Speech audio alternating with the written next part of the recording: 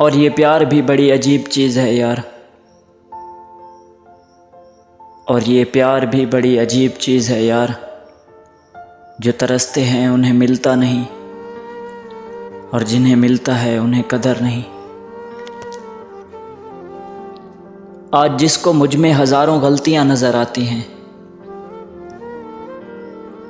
आज जिसको मुझ में हज़ारों गलतियां नज़र आती हैं, कभी उसी ने कहा था तुम जैसे हो सिर्फ मेरे हो।